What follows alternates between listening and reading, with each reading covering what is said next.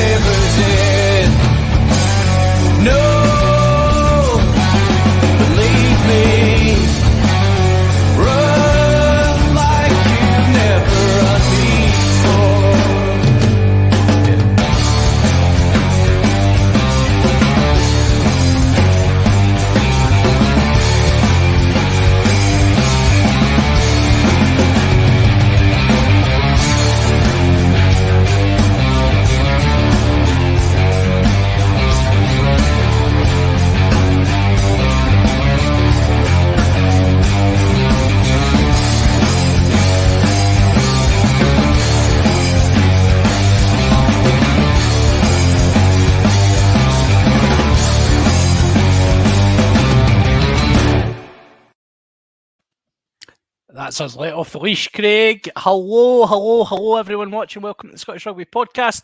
We are slightly early tonight due to some other sporting stuff happening. It might surprise you to know that we also we're not just rugby fans. It might surprise some folks to know this, but we also like other things that Scotland play. And so we're moving the podcast slightly earlier tonight to accommodate Scotland's football endeavours against Ukraine tonight. Joining me tonight on the podcast, Craig. Welcome, Craig. Hello all, how are we doing? I think everyone is doing grand on this fine Wednesday night. Thursday, if you're listening to this on the podcast. If you're listening to it any later than that, where have you been? Come back and join us. Get there earlier. Come on. Just get it downloaded. After our antics on, was it OnlyFins or on the, it was on the actual podcast last week, wasn't it, Craig? That had some of our fans laughing. Yeah, we had we did a Patreon only special last week, and it was we've kind of been you and I have been busy on that, on upsetting people then, and then we've been on the scrum of the earth earlier on this week, and probably have upset a few people at that point as well. So yeah, we try our best. Do you know, that's the thing? Like, see if you're good at something, keep doing it. And I think we are clearly, we have a talent for upsetting people, Craig. So I think we are here. Hopefully we'll not upset anyone tonight. So anyone that's joining us tonight, drop us a wee message, say hello. We'll give you a wee shout out. Craig's rightly mentioned the Patreon, which was the kind of exclusive pod last week. If you so endeavour, you can go to patreon.com/Scottish Rugby Podcast, pay your £3 a month to get exclusive content, including last week's episode. You also get lots of sweary words because you get our Hands in the Ruck section, which, if anyone's a long-term follower of the pod, they'll know is a long-standing feature, but I can assure you it's worth every penny of your £3 a month, because there is some ridiculously hot takes get aired in there. So, get over to patreon.com/Scottish Rugby Podcast and get yourself signed up. £3 a month. If you're feeling incredibly generous and you want to support the podcast, you can pay £5 a month. You can get yourself into the upper tier and get your name shouted out on the podcast. But other than that, £3 a month gets you into the Richie Vernon Thunderdome, which, I mean, who wouldn't want to be in the Richie Vernon Thunderdome? No, well, it's one of those things. I was in the Richie Vernon Thunderdome, and now I'm actually part of the VIP. So I've got, I'll have to have a word with Cammy, actually, because I pay my £5 on. Have you not had a shout out? So I don't know if I remember getting my shout out or not. Right, So well, wait a second. Let's stop a second. Right, so I just want to do a big shout out to the members of the Doogie Donnelly VIP Lounge, including Craig Manson, who has paid his £5 a month and is now a member of that exclusive club. So thank you, Craig, for your support of the podcast, and I hope you're with us for a long time to come. Oh, look, there's Craig. Awesome, you can't get rid of me now. Exactly, that's it, yeah. You've paid your money, so here you are. You're stuck. But no, any way that you want to support the blog, the pod, so obviously the Scottish Rugby podcast is affiliated with the Scottish Rugby blog.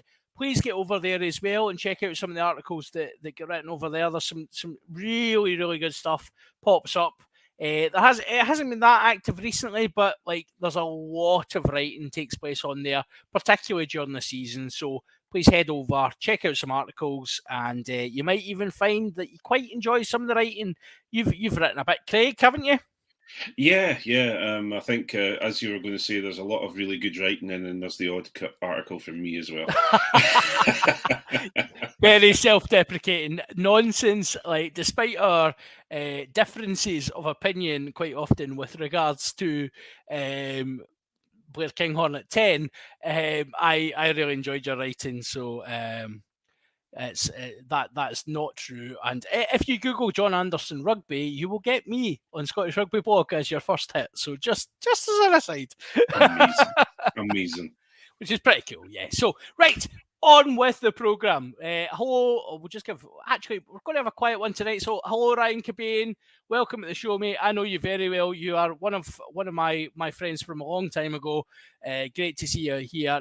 Ryan is a Patreon subscriber and gave us a wee bit of feedback last time out, Craig, on our OnlyFans to say it was absolutely brilliant. So, he loved our episode. He checks out quite a lot of our content as well, which is great. So, welcome, Ryan. Great to have you along. We tonight, we've got a couple of things on the agenda tonight. We're going to keep this one short and sweet for the football, but we are talking quarter-finals. It is getting to knockout rugby time. It is crunch time in the URC JZ Championship. Glasgow and Edinburgh inexplicably have qualified for the quarter-finals. I say inexplicably. I may be meaning the Glasgow side of that, Craig, but we'll come to that in a sec. Yeah, we'll come to that after the news, I guess, and we'll have a discussion about many things about Glasgow and Edinburgh, I'm sure. Yeah, well, yes. Well, shall we touch on the news just now? Now, I often struggle with the news because there's often news comes out of the big house that apparently does not make my ears. Apparently, I ignore it. So, Craig, is there any interesting news come from Edinburgh this week? Well, there's interesting news come from HQ. There's also interesting news come from Edinburgh. There's an interesting signing.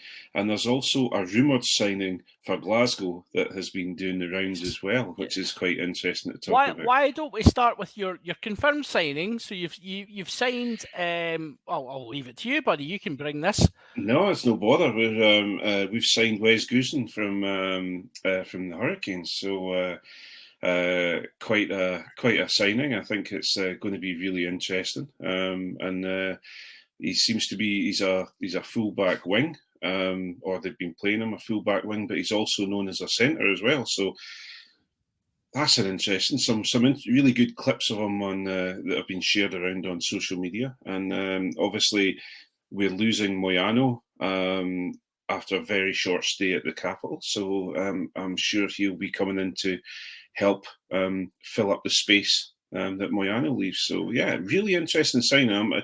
It's one of those ones. It's almost a Glasgow Warriors signing of bringing someone across from Super Rugby. So it reminds me a lot of Sean Maitland actually when he came over.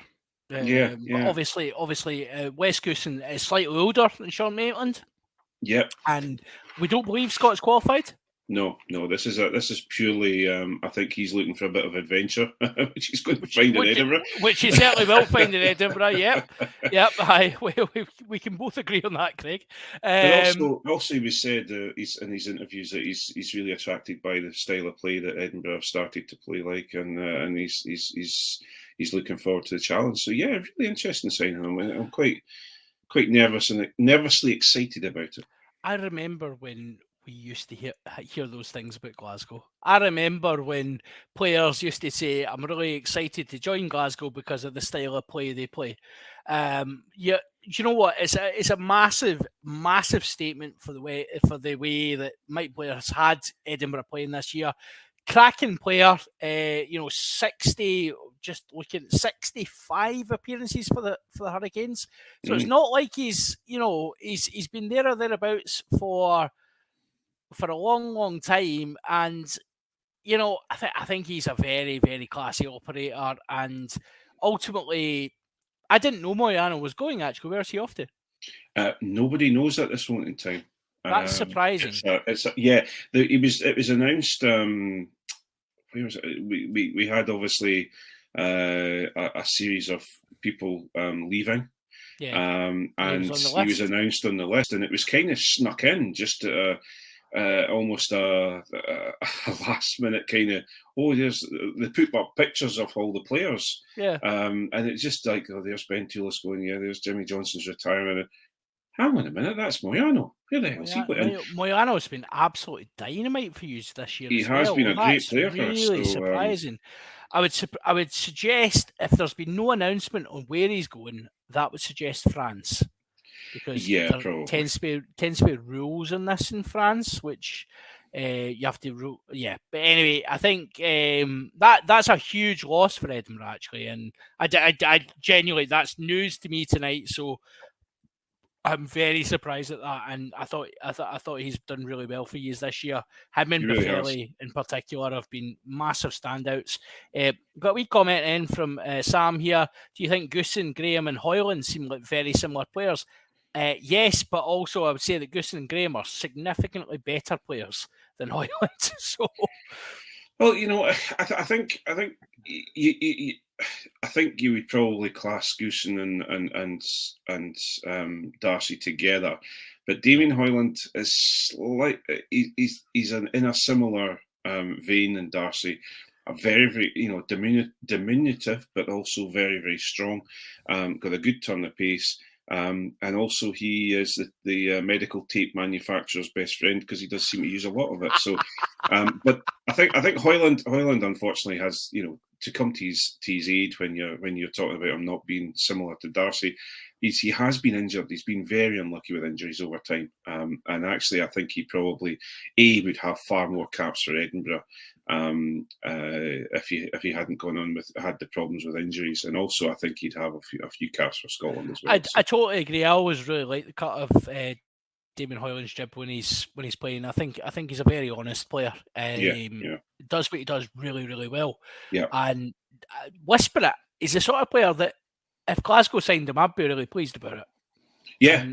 Yeah. He's an honest, hard-working boy who's going to just really put himself out there. So, yeah, I mean, I think Goosen's it's a bit of a statement signing for you, and I really hope he goes well. Glasgow have not necessarily had the best outcomes from signing New Zealand, New Zealand players in general. I would probably say Sean Maitland and Callum Gibbons are probably two of the only ones who've really stood out from our side. So but you guys have you've got a pedigree in this as well, right back to Todd Blackadder.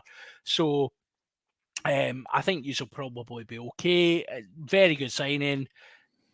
Interesting to see as well that the SRU checkbook has still very much got some pages left in it.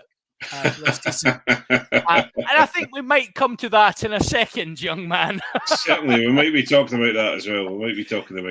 Yeah, so any other news for the capital? What's going on? For the capital, I think there's a couple of wee bits of news about Claire Cruikshank. She's been signed up to be part of the Scotland women coaching squad. Fab. Claire, who is, I think she's got 5 or 6 caps for Scotland, has been incredibly, what's the word? Incredibly knowledgeable coach. She's worked through Edinburgh Uni, made Edinburgh Uni the squad that it is, and then she's been involved with, I think, Japan as well, Japan's women as well, and now she's back to Scotland. So it's really good to hear that Claire's coming back over and she's been involved with Scotland women. And also, just to lead on from that, there's been an announcement that they are up, that the SRU are launching a new, they're basically turning or amending the women's national game within Scotland. All of the club teams, they're changing the leagues around a little bit, so it's going to be an interesting, over the next few weeks we're going to see more and more information coming out about, because of the influx of women's rugby and more teams are coming along. They're changing the setup of the leagues, and they're splitting up National 1 eventually in the next 2 years.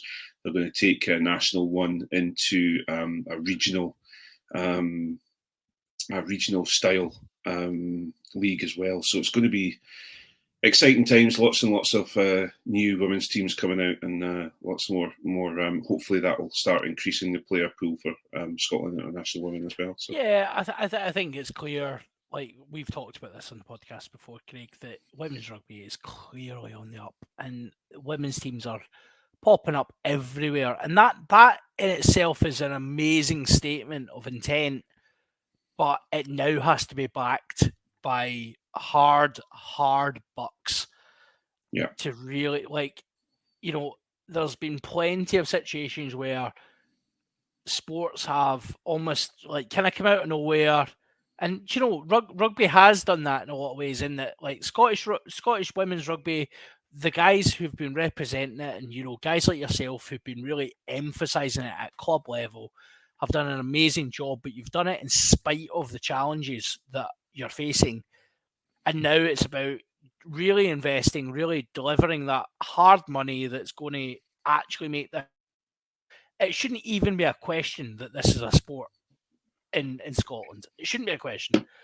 But it still is, and ultimately that's down to the governing body to put their hand in their pocket, which they clearly have money in their pocket, let's be honest, because they're finding plenty of money elsewhere. So they need to put their hand in the pocket and make sure that women's rugby is appropriately funded, as we've said so many times. Yeah, absolutely. But we're basically shouting in the wind, really, with this. We're continuing to do so, but we will continue to do so because it's so important to the growth of the game. Very much so, very much so. So we're going to really look forward to, I'm looking forward to seeing the new structure and seeing how it's going to operate over the next season. It'd be really interesting to see what they've come up with. So shall we take the cancelled ScotRail service to Glasgow Central and head over our way? Aye, absolutely. Yeah. I thought you might want to. Yeah. So you guys are having fun over your side. You're signing All Blacks, but whatevs. Right, so. But you're signing one of the most beautiful men in rugby. Yeah, so the rumour hasn't been confirmed yet, yeah. It hasn't been confirmed yet because I think they're probably waiting for the fans' absolute ire to die off. So, Glasgow, according to Rob Palmer in the Times, Glasgow will be signing Alan Dell, Scottish international prop, British and Irish Lion, no less. Alan Dell, most beautiful man in world rugby, trademark. Glasgow are not short of a loose head. They probably could use a development loose head because they've let Tom Lambert go, who had looked very good, then got injured, and then Danny Wilson inexplicably said, "Do you know what, mate? Nah." Which suggests maybe his injury was worse than maybe previously recounted. So it does look like Alan Dell's going to join us as, wait for this, fourth choice loose head. I think he may be. Well, again, this is absolutely not only conjecture. Yep. I've not seen any confirmation, but we can deal in conjecture. It's all good. One of the biggest, probably one of the biggest reasons for signing him is he has been doing he's done a lot of coaching roles while he's been within teams as well. So I think obviously I don't know if Al Dickinson's still with Glasgow. Yeah, still. He's one of the only coaches who's survived the Glasgow experience. Right. So yeah, So he's still so that he'll be coming up to help, I would have thought, as well as provide backup.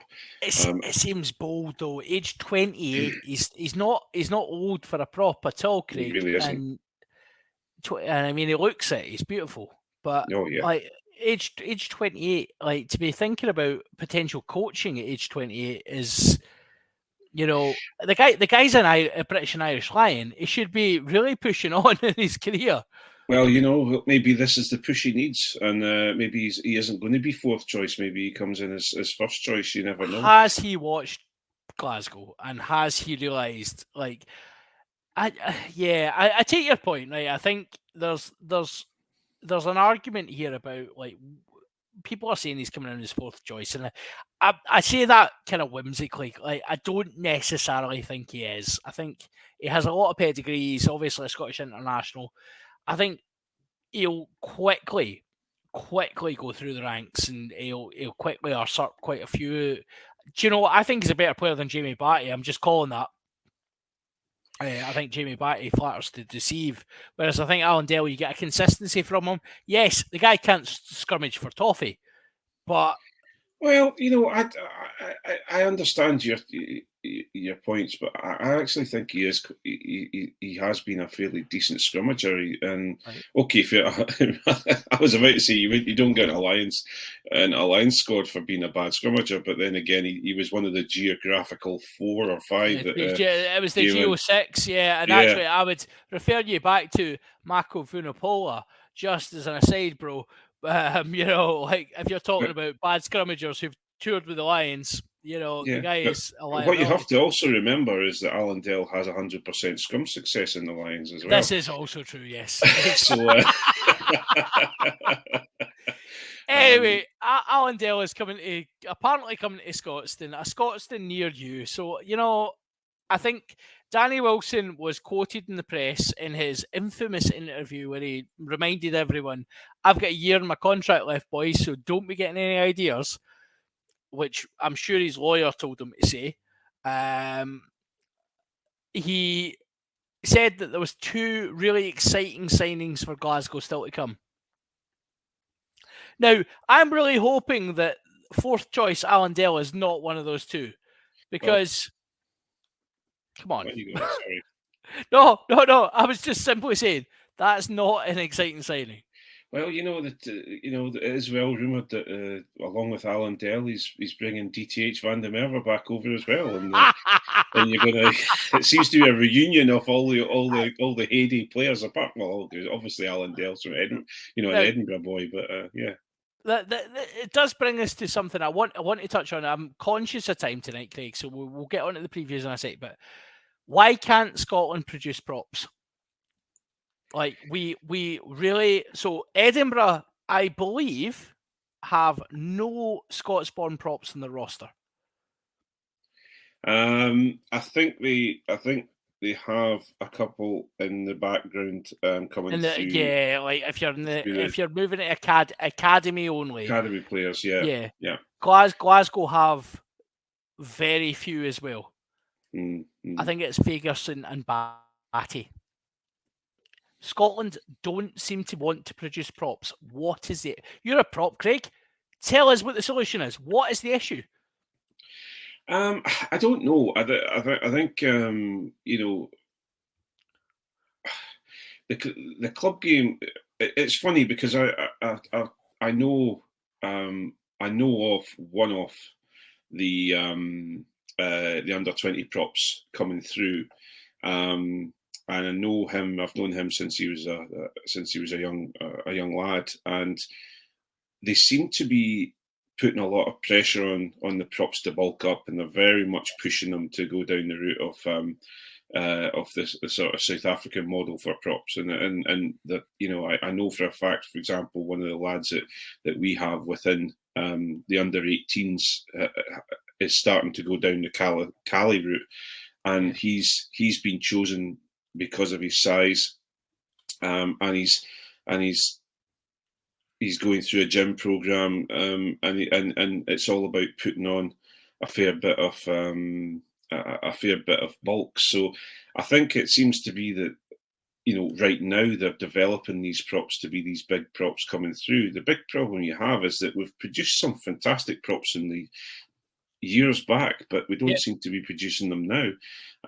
So it's interesting. I don't really know very much about it. I know that, for example, it's quite exciting to see someone like Murphy Walker coming through, who can play both sides, and he's doing a great job, and maybe we're on the cusp of producing a couple of really, really good Scots props. But we have had a little bit of a dearth. Has it been that because we're importing South African props, we're not getting the chance to bring the younger ones through? I don't think so, but you can level that. People level that at the SIU regularly. People do level that argument, and I totally agree with Craig. I think like the benefit for me of bringing these props in is they train every single day with these young guys. Nobody can tell me that, Rory Sutherland, even Alan Dell, guys like that haven't benefited from having to scrummage against WPNL in training. Nobody can tell me that, because actually it's nonsense. He is, technically speaking, one of the best scrummagers I've ever seen. Yeah, he is technically proficient, right? So scrummaging against that is absolute gold for young props, and you see it actually in the 1872. When you're up against guys like Schumann, guys like Nell, and Fagerson's coming up against these guys, the benefit to his development, we talk a lot about him as a prop who, we're like, we want him to be kicking on, we want him to be more, we want him to be Scotland's first choice. He is Scotland's first choice by a long way, but that's by default in almost some cases. To be scrummaging against Schumann is so important for his development, because Schumann has trained with all the South African props who are the absolute pinnacle of what we're looking at in scrummaging. There's no better training for Fagerson than to be up against a guy who knows all the tricks of the trade and is going to absolutely tear him apart, knock his long-legged nonsense into touch, and say, "Do you know what, mate? You need to sort your SHIT here and get yourself going." It's an interesting one, because I not to go into huge depth, and I know that we're just checking on time, but one person I would have thought would be a great scrum coach is Al Dickinson, because he was well known to be a very, very good loose head when he was playing. Technically proficient, and so that's where I find the current look of the Glasgow pack. I find it very, very difficult. But also, and we're being reminded in the chat here online, we have had Lambert, we've had Murray McCallum. There's been a few players that have come through that haven't had the game time, and I think maybe you're finding that there's a lot of pressure on, especially, for example, Edinburgh in the Cockers years. There was a lot of pressure on because he felt that the forwards were the biggest part of his game plan. So you need to perform. Demanded excellence of them, and it's really, and we've talked about this on the podcast before, and we will go at the preview of the games just after this. But we've talked about the pressure on young players in professional sport to succeed.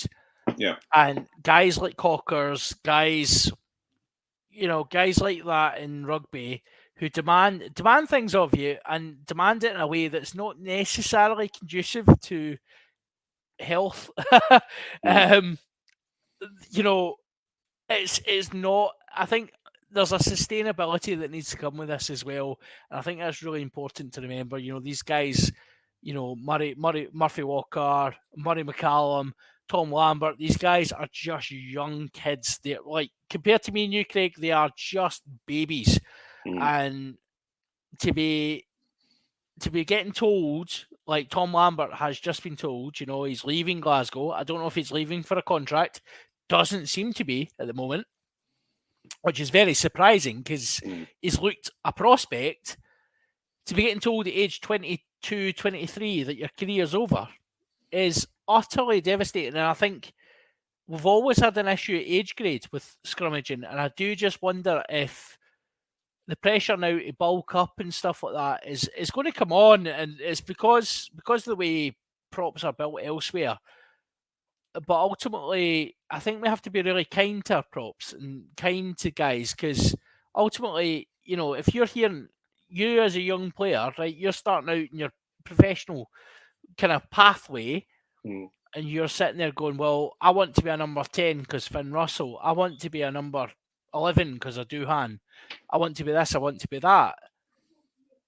Nobody's sitting there saying, I want to be a prop because of Xander Fagerson. But we need to have these players saying that, because actually without them, we've got no pathway. Yeah. Well, it'll be interesting to see.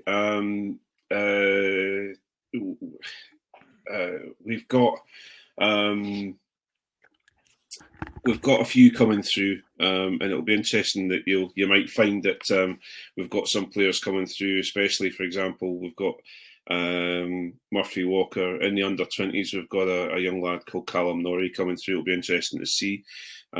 We also have a couple of young lads. There's a young lad just gone into the under-18s called Robert Cromer, who's from Fife, who will be interesting to watch for as well. So, yeah, we'll see how things go. And I'm trying to pad it out a little bit because John's disappeared on me for 5 minutes. So we'll just continue to look a little bit panicked and chat about other things. So, also some good news is to see that where are we now?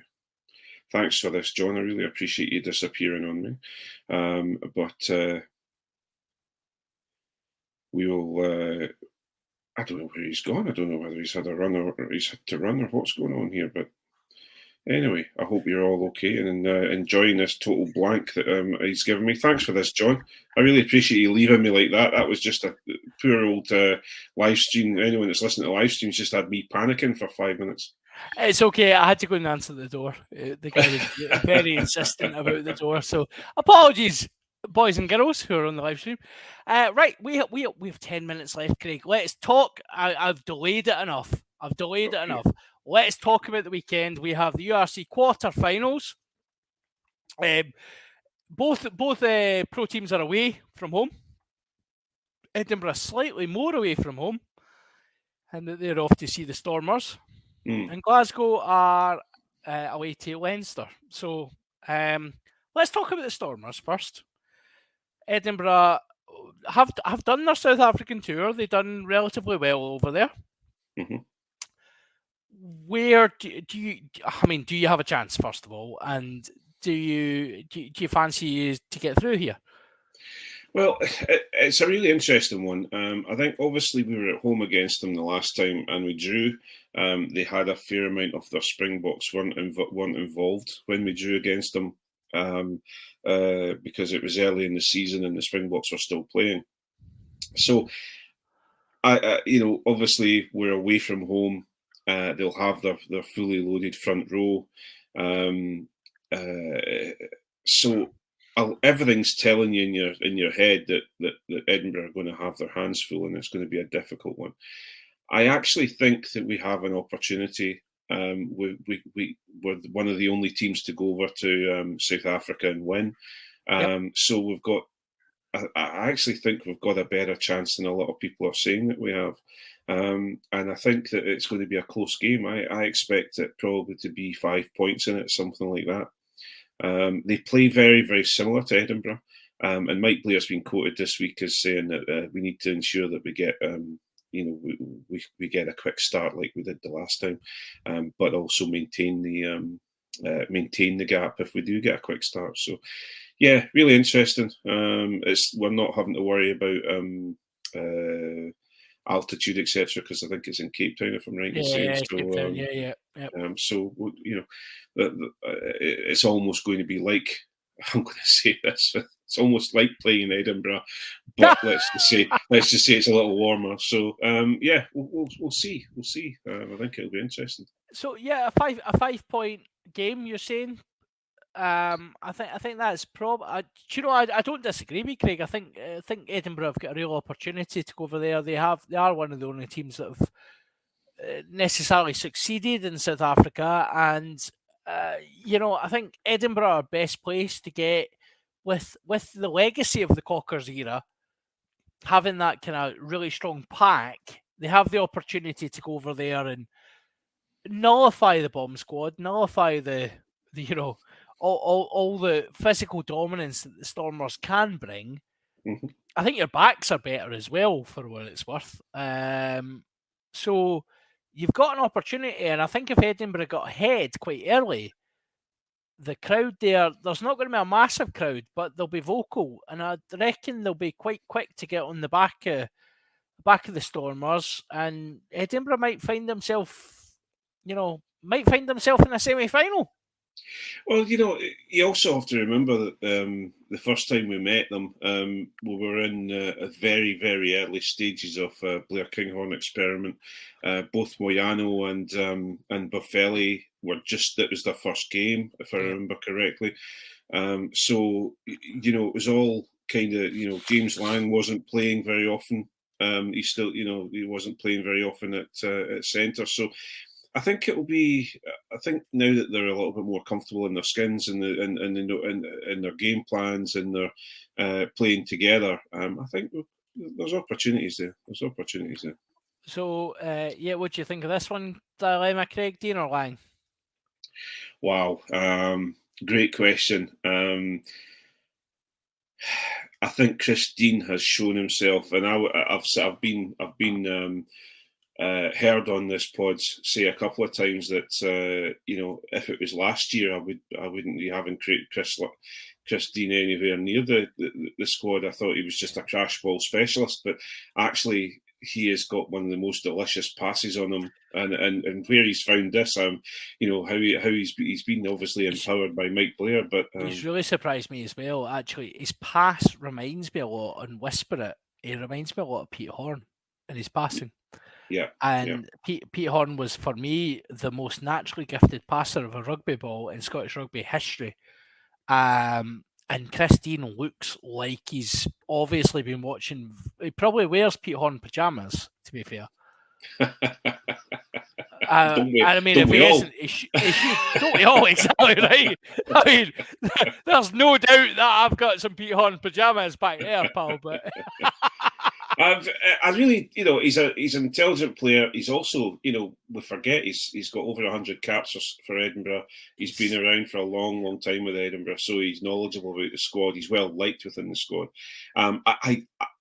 Plus, we have to deal with Lang has been injured, and he's coming back from an injury. So, wow, it's a really good question because I like the Velicott, Kinghorn, Lang trifecta. It's a good axis, isn't it? It's it really is. Axis to work off of.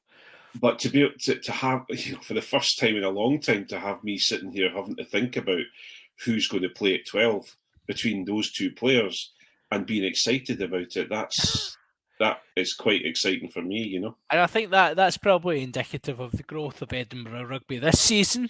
That you're debating who is playing your second 5/8, as the Kiwis call it. But so you're saying a 5 point either way. Let's go the other side of the M8. Let's talk about the other guys. So Glasgow away to Leinster.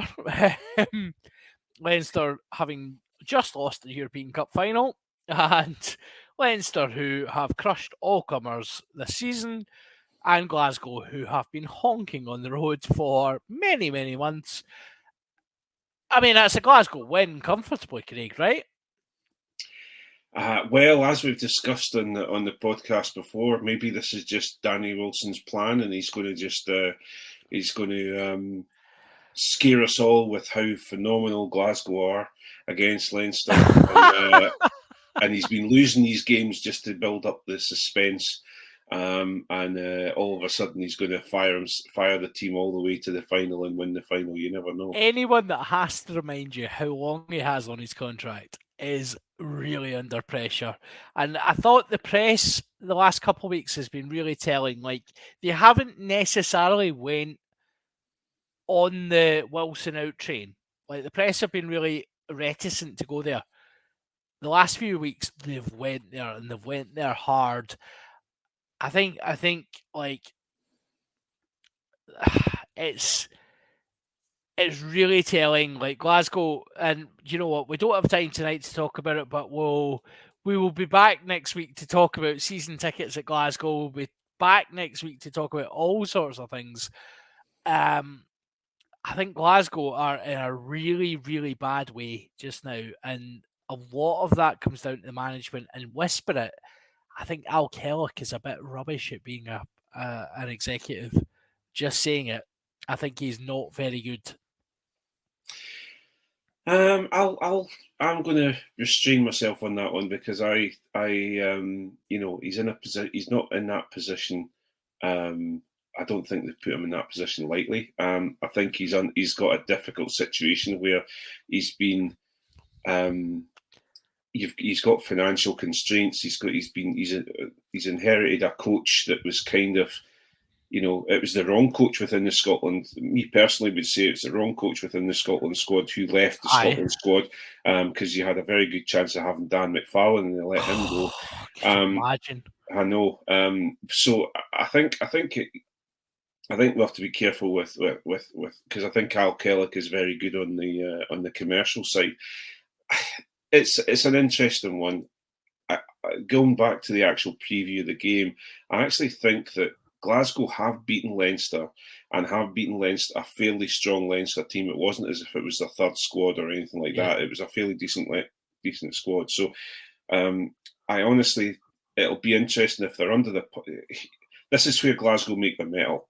This is what happens if they get put under the pump and they decide that it's like the game. I forget which game it was, but they got put down to 14 men and won it. It was the Scarlets a few years ago, when Alex Allen went off and 14 men after 19 minutes, and they just absolutely. I've never seen ruck speed quite like that. It was utterly terrifying what they were doing. And they have been shown by La Rochelle. Now, obviously, La Rochelle have a far, far bigger budget and a far bigger player pool, but they have been shown by La Rochelle that Leinster.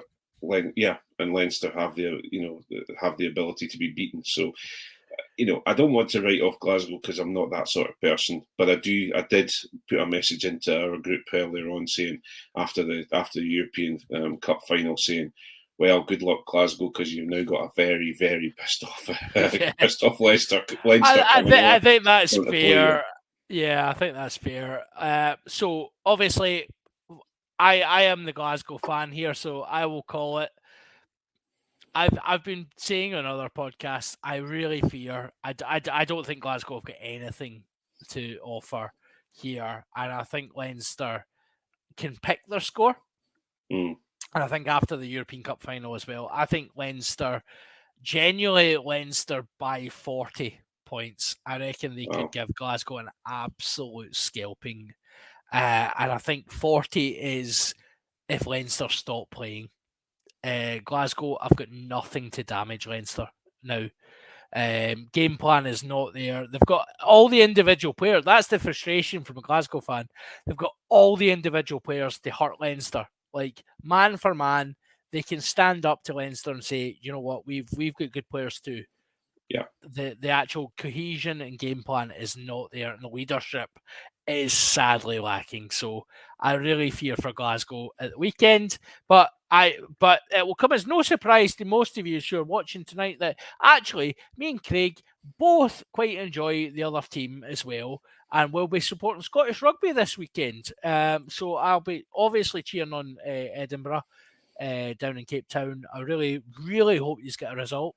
And otherwise, I'm sure you're desperate for Leinster to get their absolute plums rattled. Well, I honestly think, it's Glasgow it's up to Glasgow and it's up to the players of Glasgow. And I think it's going to be. I think it's going to be closer. I think it's going to be closer to 10 to 15 points. Yeah. And I think, but Glasgow have the opportunity to either be a thorn in Leinster's side this weekend or be a speed bump.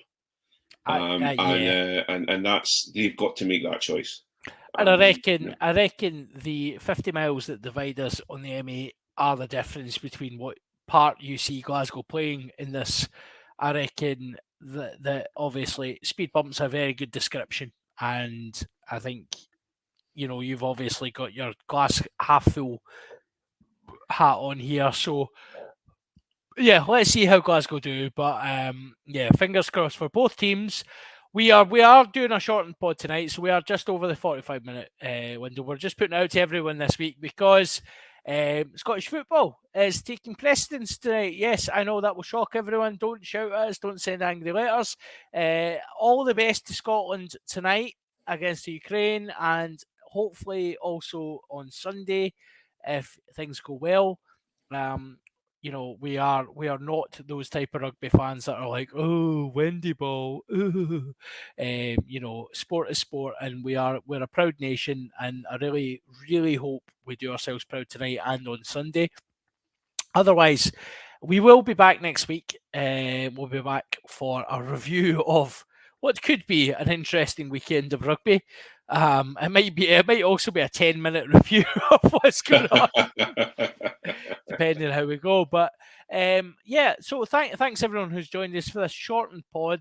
We'll try and give the plan is for the Patreon guys who are with us. We're conscious we're not giving you as an exclusive this week, but you will get a very large exclusive quite soon, in that we will be doing the season review as an exclusive for Patreons. So look out for that. And anyone that wants to join us, it's down the bottom there, patreon.com/Scottish Rugby Podcast. That's my sales pitch done for the night. It has been a pleasure as always, Craig. So thank you to everyone who's joined us. Good night from me and good night from the bold Craig. Good night all. See you later.